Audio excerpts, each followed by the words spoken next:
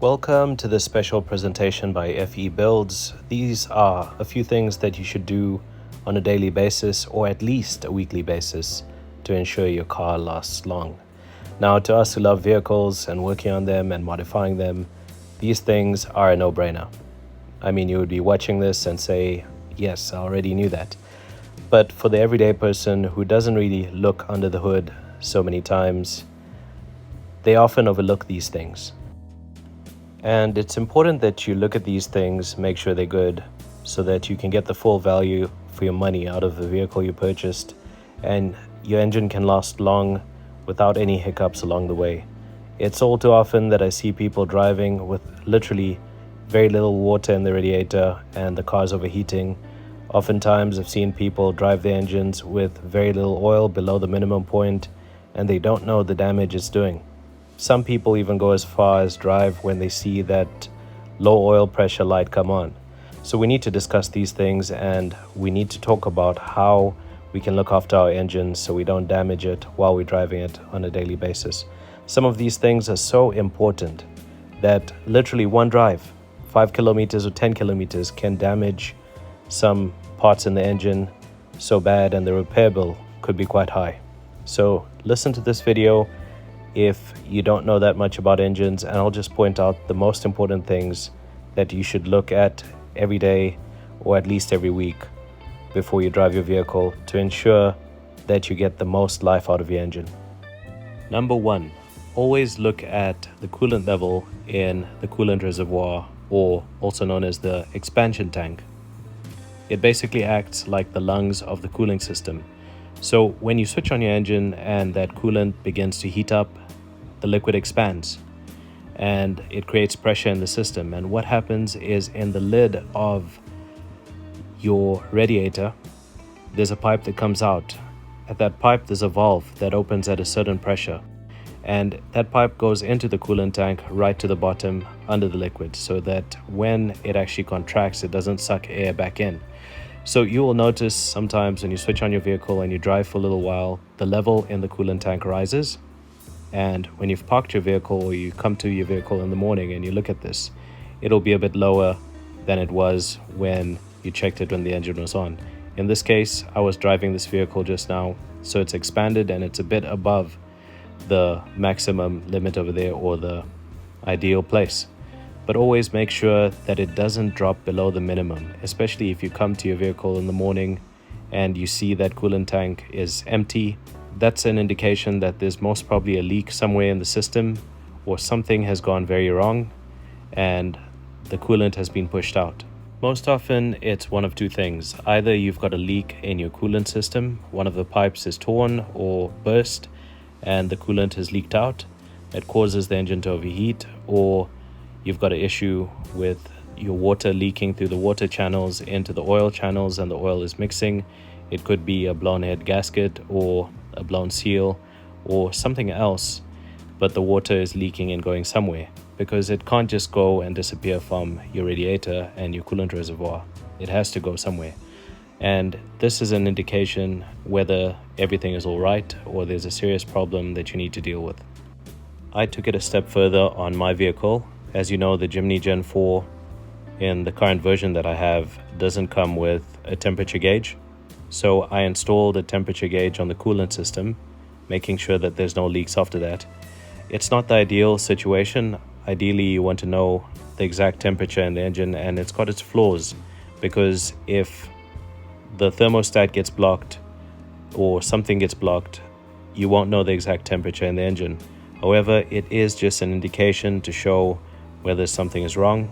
And oftentimes, if you know your vehicle and you know this system, when you don't see the temperature rise, or you see things happening that are out of the usual on that temperature gauge, then you know immediately something is wrong and the coolant isn't flowing as it should. But it's very important to keep an eye on your coolant level. I have seen people literally drive their vehicles with no coolant in the engine, and the engine is overheating to a point where the car's engine is even sounding different, and they come and they open this radiator cap and the water sprays out, the little that's left in there sprays out, and the car is so hot. So it's very important to look at that. The second most important thing to look at is your oil. Think of your oil as the blood of the engine. It needs it so that it can run properly. It reduces the friction. Without any oil in your sump or in your engine won't last very long. Perhaps maybe a short drive and it'll have some serious damage in it. So when you check your oil, there's a minimum and a maximum mark, and you want to make sure that your oil is always between that minimum and maximum. If it goes too low, it's a problem. You could damage your engine parts because there won't be any lubrication in the engine, and if it goes too high, it could cause aeration in the oil and a loss of pressure or oil not getting to the places that it should. So it's very important to keep an eye on the level. Not too high, not too low. Should be between the minimum and the maximum point.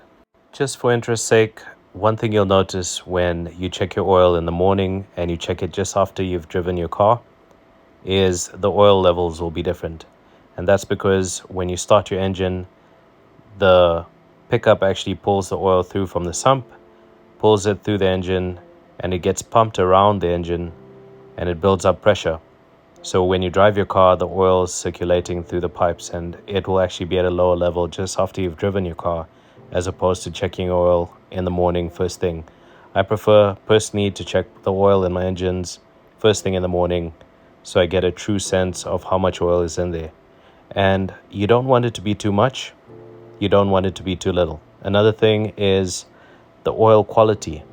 It's very important to take note of the oil quality. If the oil is too dark, chances are it'll be due for oil service soon or oil change. And if you notice there's a change in the color of the oil to a milky color and you haven't added any additives to the oil, then chances are it's mixing with water that needs to be dealt with by a specialist. Another thing that you should take note of is if you notice that your oil is reducing or draining faster than usual, then there could be a problem where your car is consuming excessive oil. It's something that a specialist needs to look at and identify what the problem is. And this is why it's so important to check your oil every day, and if not possible every day, at least once a week, so you can pick up on these things early and you can save your engine from being destroyed or damaged and a huge costly repair bill. One last thing while we're on the oil is if you're ever driving and you see the oil pressure light come on and it's showing you that there's something wrong in the engine, some people always brush it off as it might be a glitch in the system, but if it is a serious problem and it's come on, stop the car and assess what the situation is. If it's a serious problem and there's no oil in the engine or something has happened, then get the vehicle towed. I always stay on the side of caution because getting it towed might be expensive, but getting the engine rebuilt is even more expensive than that. So it's best to pick up on these things quickly and you could avoid expensive bills where you have to rebuild your engine. The third point is your air filter. Oftentimes people don't look at this and they don't check it, and granted you may not have the necessary experience or expertise or you're not confident to open your air filter box and check the air filter, you can take it to a technician and have it checked, because sometimes we go through very dirty roads and that filter gets clogged with a lot of dust and a lot of debris that's been sucked into the air system, and it needs to be cleaned or replaced. This is why maintaining your service intervals is so important. This you don't have to check every day, but in those rare circumstances where you've been through a place where you suspect the air filter might be blocked or very dirty, it's good to get it checked. If for some reason or another the air filter has been damaged and dirt is getting through into the engine, it could cause excessive wear, which would also lead to costly repair bills or engine rebuilds that you want to avoid. So as you can see, my air filter box is a bit dusty, but you can see my fingerprints on it. I've been in there, I've checked that it's clean, I've checked that it's sealed properly. And if you don't know how to do that, leave that to a pro, take it to the technician. I don't think it will take them more than 5 minutes to open it up and just assess what's going on. The next point is check your brake fluid level. Now this doesn't directly impact the engine, but it's something that you should always look at. Make sure that it's within the right amount in the brake fluid reservoir, because if you don't have any brake fluid in there, or for some reason if you've been on trail and you've snapped one of the pipes, perhaps a branch or a twig caught on one of the pipes and snapped it, and all the brake fluid is leaked out, you won't have any brakes. And that's not a good situation to be in. You want to make sure that that brake fluid is at the right level. So it's something that you should check every day. Sometimes you may snap a brake line on the trail and you'll make it home safely. You'll have brakes and everything, but you'll pick it up on the next day that the oil has actually gone somewhere. It's an indication that there's a problem and you should check that. So that's something that I personally recommend checking before every drive in the morning, and at minimum, check it at least once a week if you're very busy. Make sure there's brake fluid in there, because stopping the vehicle when there's no brakes is quite a difficult process, especially in a Jimny, which has very little engine braking. The last point is your tire pressure. Now this doesn't affect your engine directly, however it could impact your performance and your fuel consumption. Having a tire pressure that's too hard would make the ride very uncomfortable. Having the tire pressure too soft would make it comfortable or a bit better, but it will also impact on performance and fuel consumption. And you want to find the sweet spot where it's a comfortable ride and the tires are making good contact, and it's not too soft, it's not too hard, and your fuel consumption is not going through the roof. Having a very, very soft tire pressure for a very long distance would most probably damage your tires and would also affect your engine in the long run, because you're putting excessive strain on it. Especially if you've got a setup like mine where you've got bigger tires, it's better to actually have the right tire pressure. I go for about 1.8 bar. I found that that's the sweet spot for me, and I monitor my tire pressure on my tire pressure monitor that I installed. It makes it much easier. This is something that you should do on a daily basis, as it could show you that there's something wrong.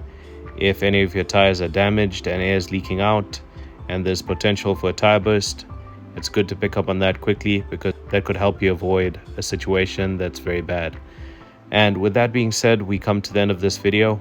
Thank you for watching. All the points that I've mentioned here apply to Jimnys, but they also apply to other vehicles, and they'll help you to maintain the longevity of your engine and avoid costly repair bills where you have to rebuild your engine.